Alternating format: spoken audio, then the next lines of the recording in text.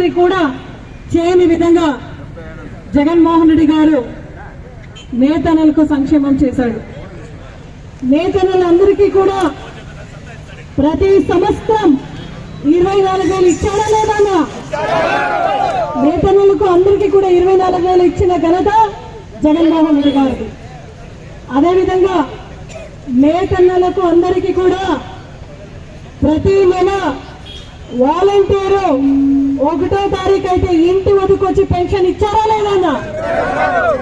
Pension కూడా అందింది. నేతలకు మంచిది జరగాలి, నేతల అభ్యున్నతి జరగాలి, అభివృద్ధి జరగాలి, వాళ్ళ కులవృత్తి ఎక్కడ కూడా అంతరించిపోకుండా కాపాడాలని ఆప్కో బ్యాంకుకు ఆ రోజు 108 కోట్ల బకాయి ఉంటే కూడా చెల్లించింది మన జగన్మోహన్ రెడ్డి గారు. అవునా కదన్నా? అదేవిధంగా ఈ రోజు మనం చూస్తున్నాం, ఈ పెనుగొండ నియోజకవర్గంలో జౌళి శాఖ మంత్రిగా సవితమ్మ ఉందా లేదా? ఆమె పని ఎలక్షన్ కు ముందర ఇదే సోమందపల్లి సర్కిల్లో నిలబడి జగన్మోహన్ రెడ్డి గారు ఏం చేశారో వారికి నేను ఎక్కువగా చేస్తాను నేతలకు చెప్పిందా లేదా? ఈరోజు ఆమె ఏం చెప్తా ఉందంటే, నేతలకు మేము 24,000 ఇస్తామని మేము ఎక్కడ కూడా చెప్పలేదు అని చెప్తా ఉంది. మన జగన్మోహన్ రెడ్డి గారికి నేను ఎక్కువగా అభివృద్ధి చేస్తానని ఆ రోజు నోరు ఎందుకు పారేసుకున్నావు సవితమ్మని అడుగుతున్నాను. ఈ రోజు నేతల అభివృద్ధి జరగాలంటే ఖచ్చితంగా ఆప్కో బ్యాంకులో అంటే ఆ శాఖకు మంత్రిగా నువ్వు ఉన్నావు, 203 కోట్ల అప్పు ఉంది. దాన్ని తెంపితే నేతలకు మంచి చేసిన మంత్రి అవుతావు. అది నువ్వు చేయవు, అది నీకు గుర్తెరగలేదు. ఇప్పుడు అసలు నీకు అది గుర్తే లేదు. నేతలకు మంచిది చేయాలన్న గుర్తు సవితమ్మకు అసలే లేదు. అయితే ఏ విషయం వచ్చినా కూడా నోరు పారేసుకోవడం వచ్చేస్తుంది. అవునా కదా? సవిత నీ సొంత శాఖ నిన్న సోమందపల్లి ధర్నా చేస్తామని చెప్పిన వెంటనే సవితమ్మ ఏం చేసిందంటే అమరావతికి జోడించి ఒక ప్రెస్ మీట్ పెట్టింది. ఏమని పెట్టింది? వాళ్ళు ఒక మాట ఇచ్చినారు కదా, పవర్ లూమ్స్ మళ్ళీ హ్యాండ్లూమ్స్ వాళ్ళందరికీ కూడా ఉచిత కరెంట్ ఇస్తామని. 2 సంవత్సరం అయిపోయింది. 2 సంవత్సరం అయినా కూడా ఇంతవరకు కూడా ఎందుకు ఫ్రీ కరెంట్ పెట్టలేదని మేము అడుగుతామని నిన్న ప్రెస్ మీట్ పెట్టి ఏప్రిల్ నెలలో ఖచ్చితంగా ఉచిత కరెంట్ ఇస్తాము నేతన్నలకు అని చెప్పింది. కాదు సవితమ్మ, మేము కదులుతున్నాం, వైఎస్ఆర్సీపీ పార్టీ వాళ్ళు కదులుతున్నారంటే ఏప్రిల్ నెలలో ఏప్రిల్ ఫుల్ చేస్తామని నువ్వు అనౌన్స్ చేస్తావా? ఏప్రిల్ ఫుల్ చేయాలనుకుంటున్నావా నువ్వు? అంటే చాలా ఎక్కడన్నా పూలు కనిపెట్టి ఏప్రిల్ ఫుల్ చేద్దామని ఏప్రిల్ నెలలో ఇస్తామని చెప్తున్నావా? అంటే వైఎస్ఆర్సీపీ క్యాడర్ చూసి భయపడ్డావు కదా సవితమ్మ.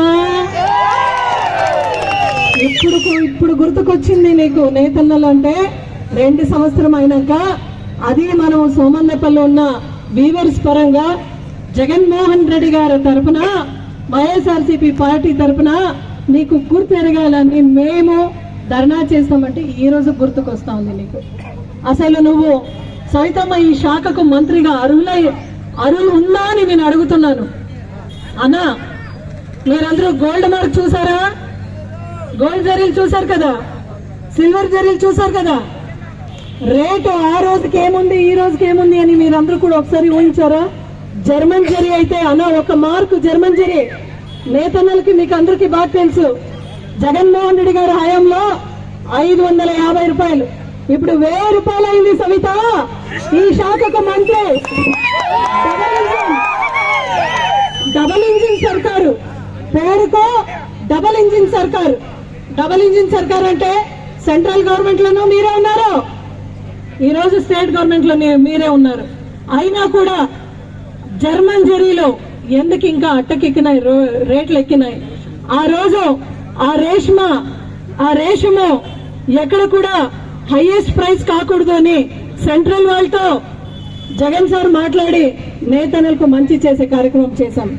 అయితే ఈ రోజు రేషన్ కూడా ఇంత ప్రైస్ ఎక్కింది అంటే చేనేతల పరిస్థితి ఏంటి, వీవర్స్ కమ్యూనిటీ ఏమైపోవాలా, ఇవన్నీ దానికి కూడా బీసీ శాఖ మంత్రిగా కూడా నువ్వు ఖచ్చితంగా ఈ రోజు నువ్వు ఆన్సర్ చేయాల్సిన బాధ్యత నీ పైన ఉంది.